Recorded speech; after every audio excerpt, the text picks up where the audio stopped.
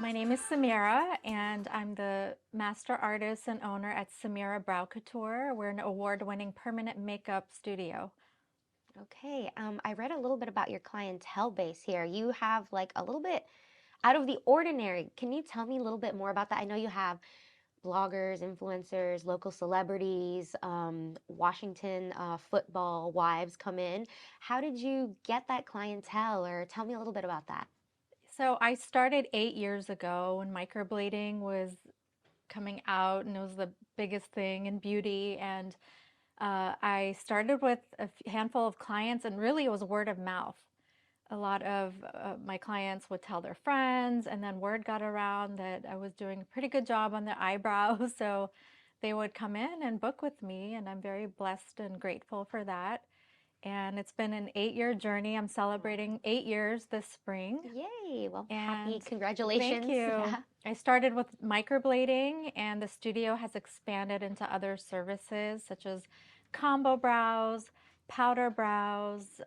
We do permanent eyeliner, lip tattooing, and soon we're going to be offering nano brows and lash extensions. Okay, So we're whole adding one-stop new shop. artists, and it's going to be great to expand this year. Amazing. Can you tell me a little bit about powder eyebrows? That one is the one that drew my attention the most. What is Right. that? So microblading is just more manual hair strokes. Mm-hmm. So you get the effect of natural looking hairs. And powder brows uses a machine. So it looks more shaded and filled in. Okay, gotcha. Is there a particular look that you do, or you don't stick to one style when you do these Right. So I think procedures? what makes me different is when my clients come in, they tell me they selected me as an artist because I do more natural work, Hmm. and I customize my work with every client. I shape it and outline it and draw it and pick colors that suits everyone's face. So it's not a one size fits all kind of stamped on looking brow. I try to make it look very natural. I don't want anyone walking up to my clients and saying, "Who did your eyebrow tattoo?" or "Who did your microblading?" Maybe just, "Oh, you look so refreshed," or "Did you do something different with your makeup or your face?" So I definitely don't do one type of brow for everybody. And it's my goal is to give everyone a natural looking brow. Okay, so you go with like based on their face and like what looks good on them. It's not just the Right. same on everybody. I Yes. love that because I feel like sometimes I've seen some things on Instagram where I'm like, that looks Unnatural. interesting. Yes.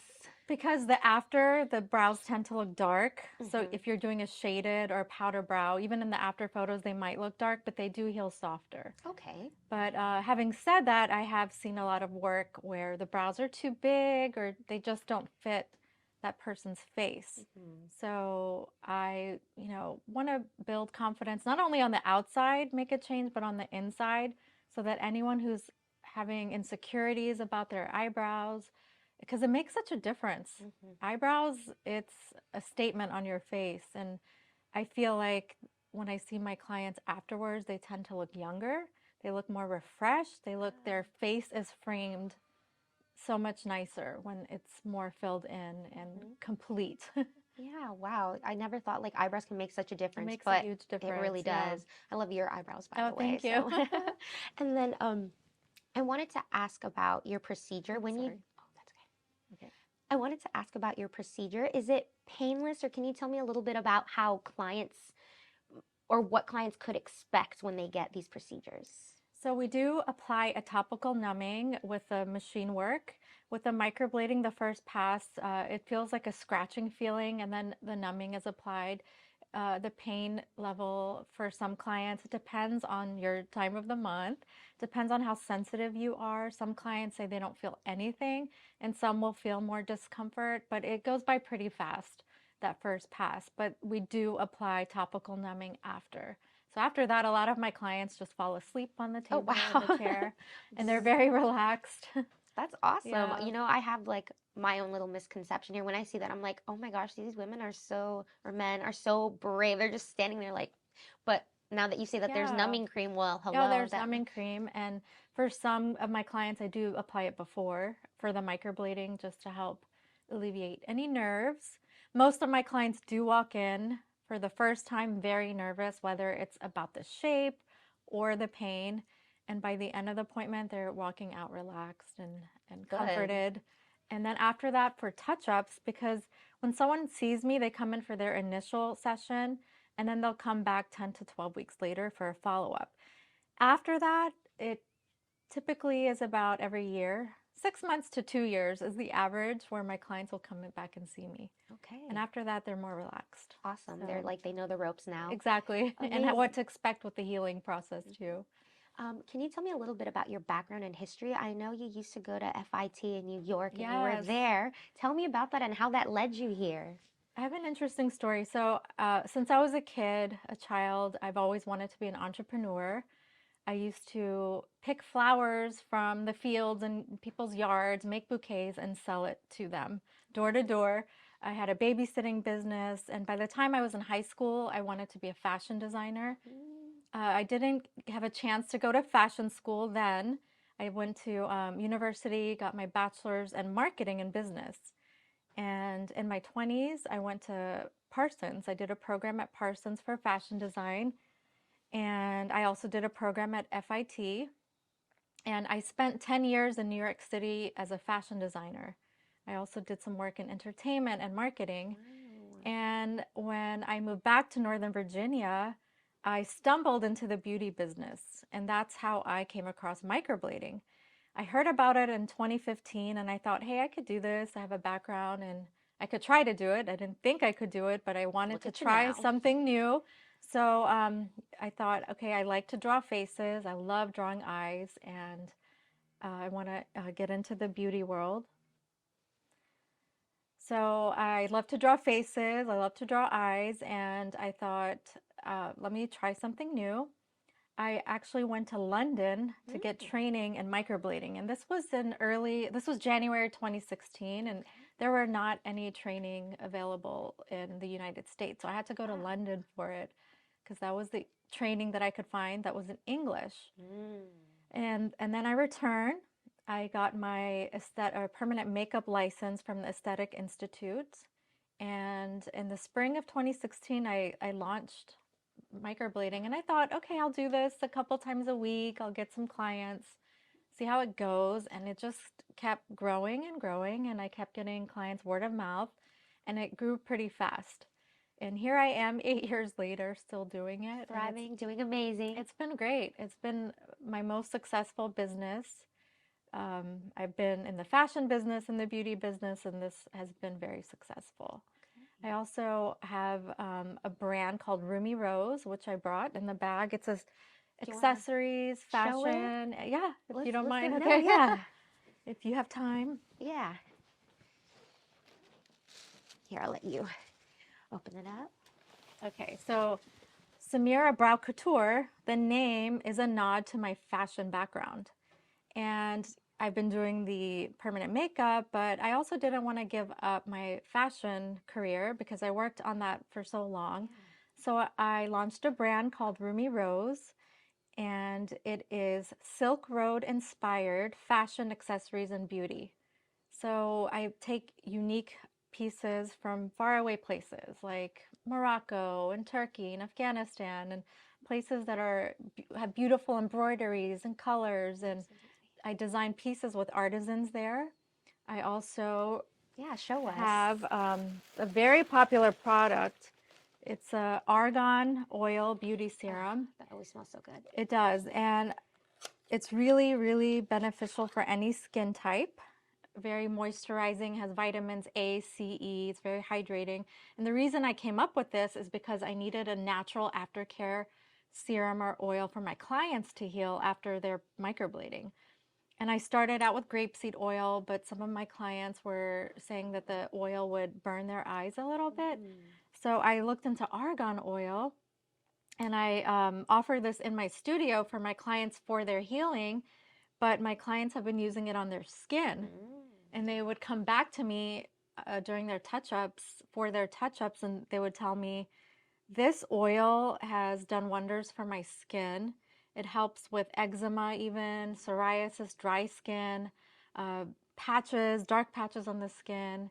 And it's very hydrating and it's good for fine lines and wrinkles. It does it all. Sounds It, like it. it's it's called liquid gold in Morocco. Makes sense So why. this sells like hotcakes in my studio, and I brought it as a gift for you guys. Can you tell me where we can find this? What's the website? Yeah, this can be found on shoprumyrose.com.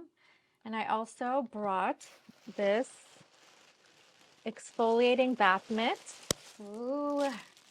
So, as I mentioned, I work with artisans and places. I know that's going to make noise, It's okay. so I'll just move that there.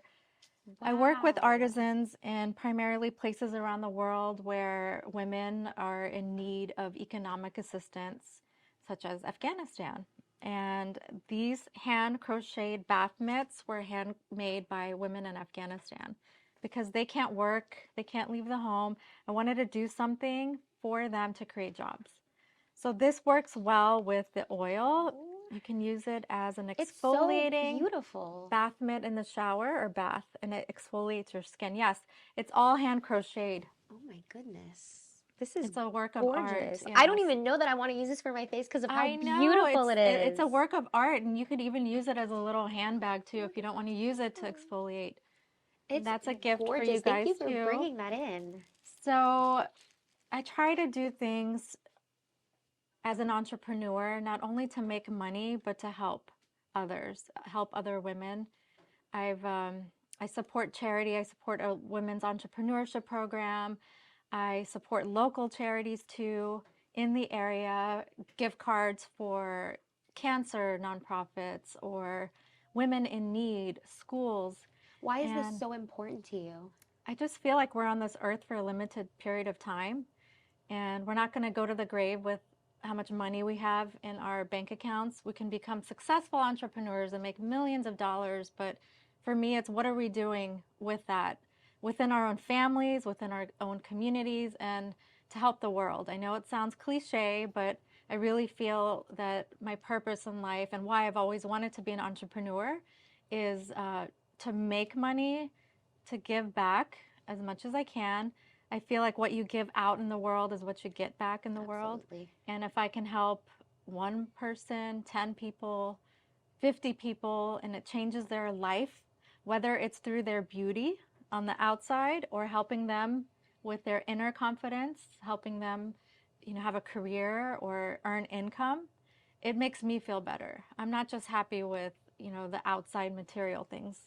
So I try to do what I can, and that's my goal in the next few years is to scale the business to a point where I can help more people locally and in places like Afghanistan. Internationally? Yeah. That's amazing. Thank you for sharing that story. Yeah, That's thank you so, for listening. of course. And I'm sure our listeners are going to be quite interested. So please check out the product and take a look and help a I good cause. appreciate that. Of course. And then can you tell me about any employees that you have in your business? How many do you have? Well, I have independent artists that work as a team with me. I have two, and they're specialized in brows, lips, and eyeliner. And I'll be adding on a master lash artist. So there will be our core four. I And like that. I do the core four, and I do have plans to educate and help other artists build a business. For example, if there's anyone out there who wants to learn how to become a permanent makeup artist in the area or even in the nation, whoever's watching, I would love to help and maybe provide some one-on-one coaching You on heard how it to here. not only do the art behind it, but also the business behind it. Because I see a lot of women, they're taking the courses and they're not getting proper training on how to do the actual procedure, the sessions, the art behind it. And not only that, they're having trouble building a business. Hmm. It's not as easy as it looks. And I feel like the wave of microblading it's kind of going to plateau. And when you're in this business, um, you have Find your to way. pivot. You have to offer more services. You have Hmm. to market yourself. You have to behind the scenes do your website, social media marketing. You guys know, talking Yes. to so many entrepreneurs, you wear a lot of hats. You're not just doing one thing. You're doing multiple things on any given day. So I would love to help other people, men and women, learn how to open up their own PMU studio. And then on that note, what are some of the challenges that you've had as a business that you would like to share with other business owners who are going through the struggle? So I'm a mom of three. I have a soon to be 14-year-old and my twin boys, they're 9. The struggle is time management. On my end, I'm pretty good with organizing my day, but it's the internal feeling of, am I doing enough for my business? Am I doing enough for my kids? Am I doing enough at home? And the balance. I think balancing is always a challenge. And, How do just, you find that balance? What are some boundaries that you set, or how do you find? yeah, well, I've had to give myself an extra day off because what I do is physically demanding as well as it is mentally and emotionally, because you are tattooing someone's face and you cannot mess up. No. You cannot mess up the shape. You cannot mess up how deep you go with your pressure. You can't mess up the color. So it's a mental, uh, you have to have that mental strength, and you're also helping coach your clients, and it's the physical demands on your back and your eyes, going home, taking care of the kids, taking care of the Yes. home. How do I find that balance is, And yourself. yes, I had to, for a period of time, stop taking new clients, which was a difficult decision. I'm sure. It's a good problem to have in any Yes. business, is when you are booked out months in advance and you have to stop taking new clients. That means that's a good thing, but learning to say no is something I had to learn the hard way, because there was a period where I was going home so tired that I wasn't spending quality time with my family, and then not getting as excited as I used to be to go into work, feeling drained. How So did you overcome that? giving myself some time to take my current clients and take an extra day out of the week to take care of admin and office duties and ordering products and keeping up with things in the home. And just, I also like to do history and culture. So let me Oh. start that over. No, you're good. You Yeah. can cut that part out. Yeah, we'll cut it. All right. So I also have found time to do things that I enjoy, such as illustrations, fashion history. I do a lot of that history. It shows. You Yeah, have thank great you. passion.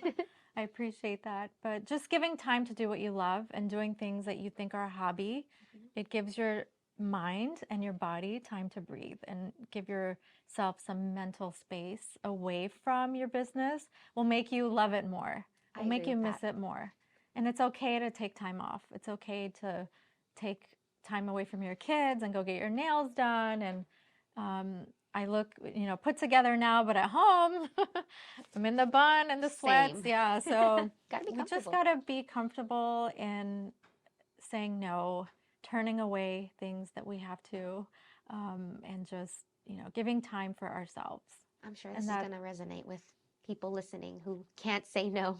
yes, you have to learn to say no, because there was a period I thought, okay, so I failed in a few other businesses, and this is the business that's actually, in my mind, growing and succeeding. And I'm turning away clients, and am I doing the right thing? Am I, you think of what if I Yeah. do say no to this and it causes business to go down, and then I'm not able, you just start second Yes. guessing yourself as a small business owner. And I don't have a mentor above me or someone who I learn from. I learned this all on my By own, yourself. by Oh my myself. goodness. Because I was trained in London, my trainer was in London. I didn't have any one-on-one time with her. So when I came back to start this business, there weren't many permanent makeup studios. There weren't any groups, support groups. So I went through this process on my own. Wow. And And I love how you're using yourself to help others. You're like, if you need help, if you're like, you want to be there for I want to be people. there. That's why I feel like the next phase for me is coaching and educating, because there's, people out there, they're starting out. It's scary. I remember being scared, thinking, I'm starting a new career, um, in my late 30s, and I actually launched at 40. So it was a whole new career, whole new, you know, Ball game. ball game after being in the fashion world, and stepping into something new was scary. And then looking back, looking at how much I accomplished, and it's okay to be proud of your accomplishments too. Yes. Yeah. Oftentimes, I feel like sometimes we shy away from that, right? Yes, So it's okay to be your own cheerleader sometimes. exactly. So those are some of the challenges, and I'm just every day trying to challenge myself again and again. I drive my husband crazy with all my ideas. Like, I have a new, oh, what if I did this? And he's very supportive. Good. But anyone who lives with an entrepreneur knows that, Always dreaming big. we're always dreaming big. We're always thinking, well, what if I did this? And what if I did that? And that's another thing I'm trying to, go in my 40s, trying to enjoy life more instead of thinking about outcomes and 5 years down the line. It's like, I need to enjoy today. I need to Absolutely. take this minute and enjoy sitting down here with you The instead of now. Yeah. instead of thinking, well, how's this going to turn out, right? How is this going to, It'll be yeah. good. Well, you're easy to talk to. Oh, thank you. So are you. It's so Oh, pretty. I can't stop looking like at oh, your eyes. I'm just you're like, so sweet. Well, I hope I'm not blabbering on and on. no, no, no, you're not. This is insightful stuff that a lot of people want to know. Like, a lot of people want to get to know business Yeah, owners outside of like just purely business and want to get to know the actual person, you know? right. So thanks for sharing Oh, that. you're welcome. Um, for your business, were there any struggles with marketing, like getting new clients? Because I know it's a lot of word of mouth for you. Have you found like with word of mouth, it's more like slower? I think because the economy is slowing down or has slowed down, the industry, beauty industry, the hair industry, I'm hearing as a whole, it is slowing down because when there's any concern about the economy, usually what are we pausing in our budget is luxury service, and this isn't luxury service. It's a needed service for many, but it is something that you could hold off on if you wanted to. So definitely feel like in the next few years we will be focused more on referral marketing and getting our name out there for the artists that I've brought on board. I want to help promote them. Luckily for me, I started when microblading was a big thing in 2016, and luckily I never botched anyone's brows. I did, yes, I did looking back, my work was good for just starting out. So I had a lot of referrals the first few years, and that's kept me busy. But what do I see in the next few years? Because the industry is becoming more saturated Mhm. and there are a lot more artists out there. And I think the key is to educate women out there because there's so many different names for brows. There's nano, micro feathering, Yes, feathering, sometimes I'm just like, wait, what's powder. the I think difference? all these names are confusing someone like you who's Yes. just learning about permanent makeup, and it sounds scary. Like, what would work for me? What would look good for me if I wanted to get it done? So offering consultations, and whether it's virtual or in person, and doing more video marketing, short form, long form content, How are you whether with it's social media? I was pretty good the first few years. I'm not going to lie, the past year, I kind of fell off a little bit because I was working in the business and doing a lot of things behind the scenes, Yeah. but I'm excited to be getting back Hey, into it. I believe in you. Instagram, you guys probably Instagram has changed. Yeah. They've changed their algorithm Now we've and got reels. yeah, and also who sees you. You can have a lot of followers, but they're not seeing Hmm. your content. Hmm. So you've got to do email marketing, you have to do social media marketing, you have to do events and connect with People. people out there because they want to know what you're doing. Because getting a tattoo on your face is not, No. it's not something to take lightly. I would not go for a Groupon deal. I would No. not just go walk into anywhere and do it. You have to do your homework You hear and make that? sure your artist is trained. And if they charge more or they're higher, it's probably because we've invested in that training Yes. and we've worked on every skin type, every skin tone, and whether it's young skin, mature skin, light skin, more darker skin, you have to have that portfolio Mhm. and make sure that you see healed work, examples, and you feel comfortable with your artist. I think that's why you stand out though, because you were in the game before it all started popping out. So I would feel like knowing what you've told me and like how you went to London to go train, I would be like, I'm going with her because she's been here for a while and she knows what she's doing. And I went and I trained with the best Fee Brows. Um, uh, they were the first like top microblading academy in the world out of Europe. Whoa. And I wanted to learn from the best. And I came back and I spent a lot of time and money doing that. And I wanted to, I still use the top quality pigments. They're all my tools are sterile. My studio is very clean. I've never had any client tell me, oh, I have an infection, nothing negative, knock on wood, has Knock on happened. wood. Yes, ma'am. But so I feel like I trained with the best. I was the first royal artist out of Fee Brows in this area. And Represent. I have to, you have to put it out there because, again, there's a lot of artists to Hmm. choose from. And you really want, I feel like the referrals that I get are hearing from my other clients because they're seeing how their, let's say it's their friend who's gotten their brows done by me and they see the after, oh my God, it's so dark, but they're seeing how it heals Hmm. in the long term where it's not scarring, it's not scabbing too much, and it heals very soft and natural. That's good to know Yeah. because oftentimes, again, when I see stuff online, it's not done, but I'm thinking it's so dark. You have, how long is that process where you're like, okay, it's done. Yeah. This is what it looks like. So after you get the procedure done, the next day will look super dark.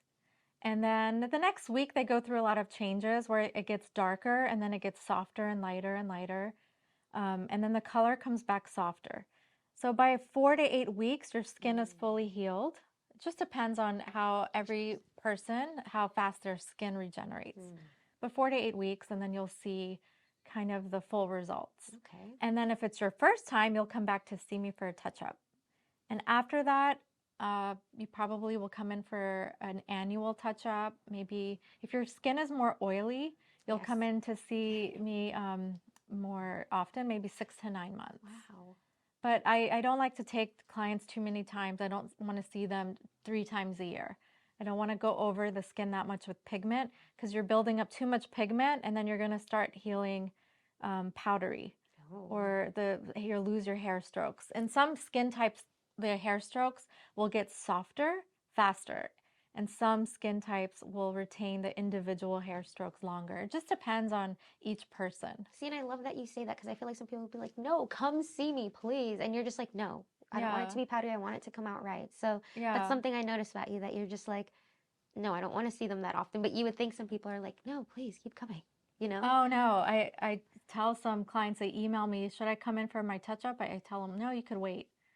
Wait because we don't want to build up too much pigment. See, I love that. I love that you tell your clients that. And I I love that you're I'm transparent. a transparent, honest businesswoman, artist. Again, making money is great, but reputation is more important. Absolutely. And your reputation is your brand. And I feel like that when you ask how I get clients, it's from that reputation because my clients will go home and tell a friend and they'll tell their family member and they'll book with me. And that helps with marketing because I'm not trying to get anyone in and out fast. Some of the clients have even posted reviews. They like our studio because you don't see people waiting. It's not like you're getting a brow wax and you have 3 people waiting, and I'm not double booking anyone. Every client gets my full attention, and you come in and you get individual attention. It's very custom. It's by appointment only, so you feel special coming in. Okay. And if I tell someone, I've turned away some who have booked me with a consult that How come?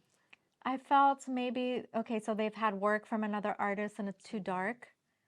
I tell them, go get removal and then come see me when you've healed from that.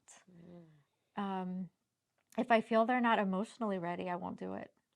What do you mean by that? Emotionally ready means if I have a consult and someone's so nervous and they're second guessing themselves and also me, because you have to have 100% trust in what I'm doing. If you're laying there and you're not trusting what I'm doing, you're going to find fault when you leave because you're scared or you're anxious, and then you probably won't listen to the aftercare.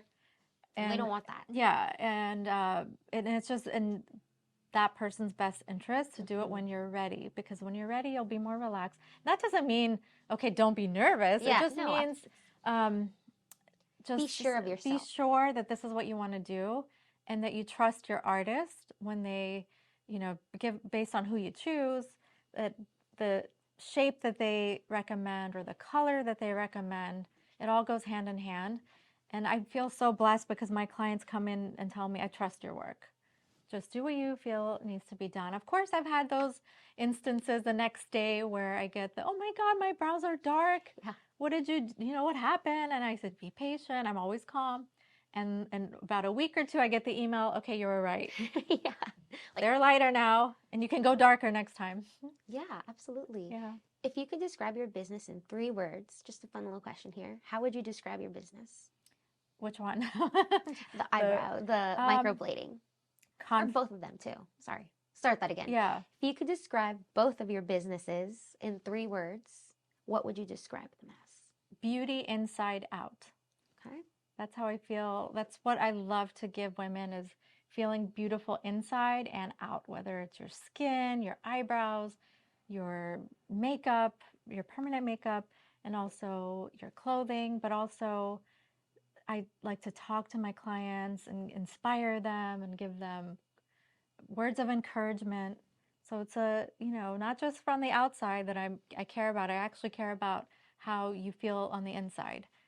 I can talk to my clients. We sit there for an hour or two and I hear their life stories and I try to give them advice as much as I can. I'm not a I therapist, feel like I want to go in and just but talk to I you. could be okay, brow therapy might be There we the go. brow The new therapist. thing, come to the brow The therapist. brow therapist. Okay. I love that. And Thank now for you. the other business, Um, the main one, the microblading. yeah, that also beauty inside out too. Okay. Is I feel like that's what I lean and gravitate. Whether it was in the fashion world, it was, looking good inside and out. And that used to be some of my taglines for my fashion brands was, look, feel, and look beautiful. Love It's about that. the feeling too. It's not Mhm. just about, Outside. because we could do a million things to ourselves on the outside, but if we're not feeling good on the inside, I've seen it. I've seen, Oh, I felt that. yeah, I feel that with myself. You notice things on the outside. You're like, if I could just do this one thing to my face or my body, maybe then I'm going to feel happy. And that's not the case. We have to work on our inside, meaning spiritual strength, emotional, mental, Hmm. and our health. And that's something else that I'm working on this year is I'm going to give myself some me time to go to the gym and, you know, go to get a checkup, which I haven't done in a long time because we tend to forget ourselves in that journey of helping others. So I feel like both businesses, the words that inspire me are beauty inside out. Perfect. I mean, I feel like you live and honor what you say. And just by you helping with your business, helping women who need that confidence, giving them jobs in Afghanistan, that's just so inspiring. I love that. Thank I love you. that about you. I really like you. I don't know if you've noticed that, but I really Oh, do. that makes me so happy to hear. Thank you. I appreciate Absolutely. that. No, really, I didn't want to come here and just, okay, here's my business, come and book with me. I feel like because I haven't been on social as much with these businesses, I haven't connected with people who don't know me. Yeah. My clients know me and they come and we talk, but I'm trying to get on camera more and really for those who don't know who I am, what is important to me as an artist, as an entrepreneur, is it's not just about the dollars. It is that I do care about making a difference in people's lives and women's lives. And I've been doing that for 20 something years. If I tell you all the projects I've done in the past, um, you would see a common theme, and it is beauty inside out. And I feel like I'm learning that with myself too in my 40s. My 20s, I was very hard on myself. 30s, it's about starting a family and giving towards everyone else. And now I feel like I'm coming within and learning about who I am, what I've learned in my life, and trying to help others and teach others. And I feel like that's going to be the path for me next is education, teaching. I'd love to write, a book about the different You things should that write a I've book. done, whether, illustrated costume history or about microblading. There's just so many topics that I've learned in my career that I'm excited to share with others. And that's the common theme is that it is about with what we feel within is going to radiate out. Yeah, And this absolutely. is the outside is just part of the puzzle of the complex beings that we are as From the women. inside. It's Yeah. from the inside. And I've been working on that the past few years. I feel like I've gotten a really closer to like a more grander spiritual connection. Hmm. And it helps me to see things on a day to day in a more clear way where I'm not so hung up on the smaller things that Yes. happen. I'm not thinking so much about, oh my God, this didn't work out, or Or what I will have they to do think? this. What are they going to think? And, because I do have a tendency to overthink things. And yeah, and that's why I'm always writing. I'm writing journals, like I have to do this, and I have 4 or 5 journals with the projects that I want to do. And then if I'm leaning towards it, once my energy is going that way, I can't stop it. Like I'm like, I have to do this. The common thread too with you is like having persistence, it seems. Like Yeah. you said, you had a lot of like ideas and businesses. I feel like the key component here too is that you never gave up and you believed in yourself. Yeah, I because I feel like growing up in my cultural background, women were always told, not always, but a good amount were told no. That's not. What's your background? I was born in Afghanistan. I've lived in America for over 40 years, but there are some cultural threads Yes. from living in two worlds, living in one world at home Hmm. and living in another world, the American world. Yes. And I'm sure you know what I mean. Yes, I do. So my parents were very strict. God bless them. I appreciate that now, but growing up, I did not. We're young. Yeah, when I was young, and I don't have brothers. So that Mm. was one thing my parents did teach my sisters and I: get an education, um, do what you want to do, but you can't do all these other things, right? Mhm. So I always heard no, and I have a very stubborn edge to me inside. I'm like, no, I don't like that. I'm gonna try. Aaliyah's like this too. Oh yeah? Yes.